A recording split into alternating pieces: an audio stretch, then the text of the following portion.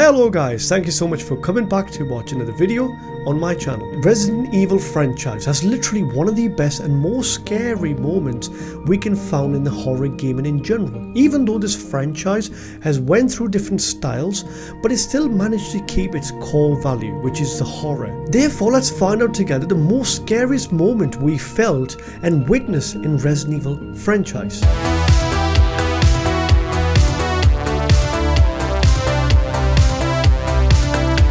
And as always, if you do end up liking this video, do give me a thumbs up and subscribe to my channel.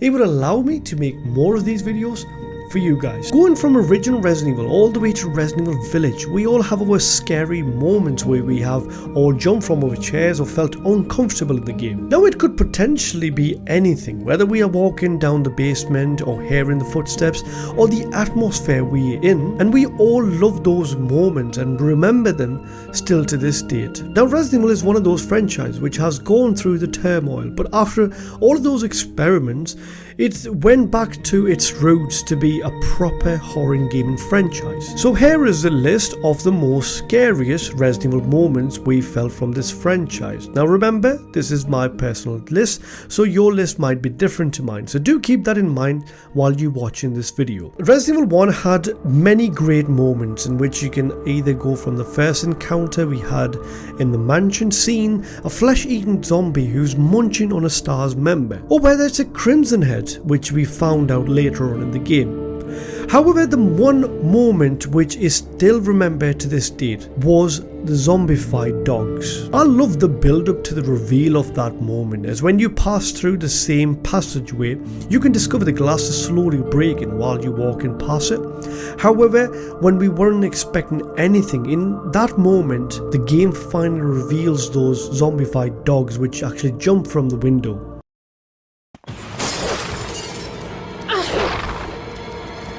And still to this date, it is remembered as one of the most iconic and one of the most highlighted features of Resident Evil 1. Now, whether you prefer the original Resident Evil 4 or Resident Evil 4 Remake, we all can agree the most terrifying moment in that game was the reveal of these humanoid monstrosities known as the Regenerators. The heavy, unnerving breathing was enough to send down the shiver in your spine.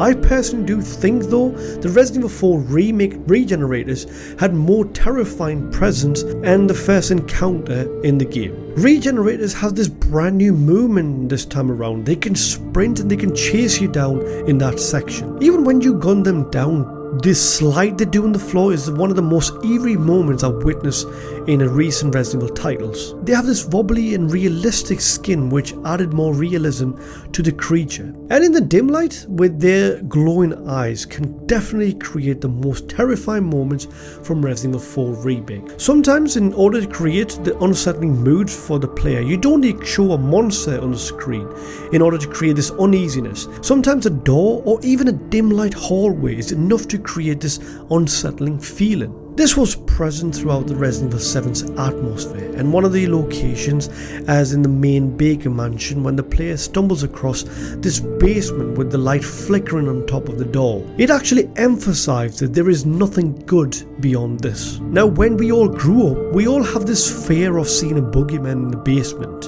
and Resident Evil 7 perfectly captures that moment for us with that scenery. Even if you walk past that door, you can see everything is pretty much covered in mold, and you're always at edge as you never know what can pop out from any corner. And for me, this was one of the best moments in Resident Evil 7, which created this unsettling atmosphere without actually showing anything. Now, if you have recently played Resident Evil 2 Remake, we all can agree that Mr. X was one of the most highlighted improvements in that game. And if you haven't played it, it's now available on Xbox Game Pass and PlayStation Plus, so you can easily download it and play it. Now, around the RPD station, we all can agree that one thing which constantly stalked our player was this tall, towering tyrant which goes by the name of Mr. X. The first appearance of this tyrant around the burned down chopper was just perfect.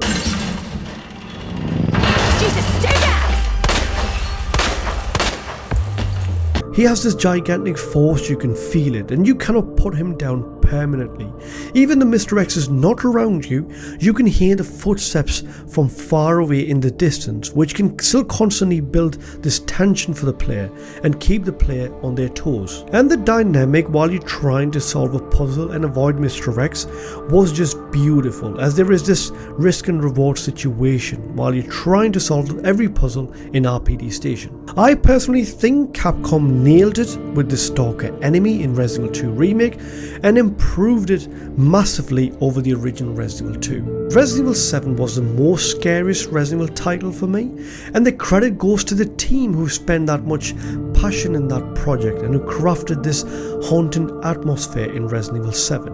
However, the best part of that game was hands down Jack Baker. He was the best Stalker enemy we had in the whole franchise. Unlike Mr. X, you cannot outrun Jack Baker, as his movement speed can actually outmatch the player. While you're trying to hide from Jack Baker, he's constantly teasing and taunting our player Ethan. I see you. You thought you'd just slip out before dinner was done?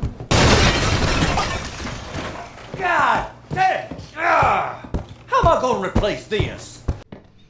Ethan? Ethan?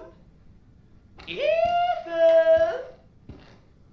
He is just this unstoppable force, which doesn't stop even if you attempt to put him down. Each encounter with Jack Baker was a terrifying moment for me, whether it's a garage scene or having a chainsaw boss fight with him. Capcom knew what they were doing and managed to execute one of the best antagonists in the Resident Evil franchise. Well, how can we skip about Margaret Baker while we're talking about Resident Evil 7? Margaret's presence was more disgusting in nature, which is evident throughout the greenhouse. Once we manage to escape from the main house and enter the greenhouse, we can see all the monstrosities in terms of bugs, and it can show you how disgusting the whole atmosphere is. However, the game actually creates this build-up moment before we actually get revealed one of the most scary moments in Resident Evil 7. After the first boss fight, we see her run away, and then we knew that we are expecting some sort of a transformation. However, when we were exploring the house and we were least expecting the moment, the game actually reveals this terrifying moment of Margaret with her transformation. Oh, now with me, we're gonna settle this!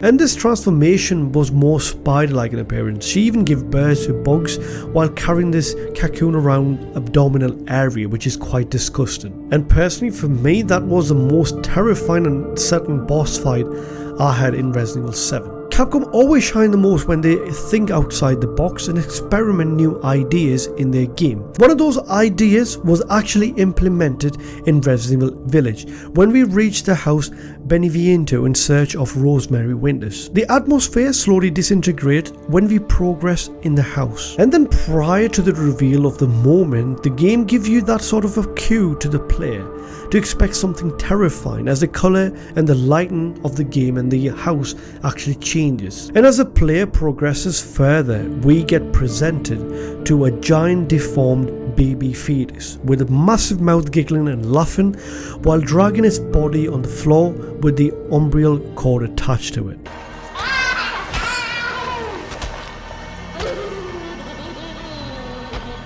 This literally was one of the most terrifying moments for me, and I give kudos to Capcom for doing that. And to be honest, no one was expecting that Capcom was actually go out of their way to actually create and craft that scary moment in that house. This hallucination created that sort of monstrosity which we've never seen in Resident Evil franchise. And this is something I want Capcom to try more and do it more in the future upcoming Resident Evil titles. So what do you guys think about those scary moments? If I missed any, please do let me know your scary moments from the Resident Evil franchise in the comment section down below in this video. So that's it for the video, guys. I'll catch you again with another video on my channel. Until then, look after yourself.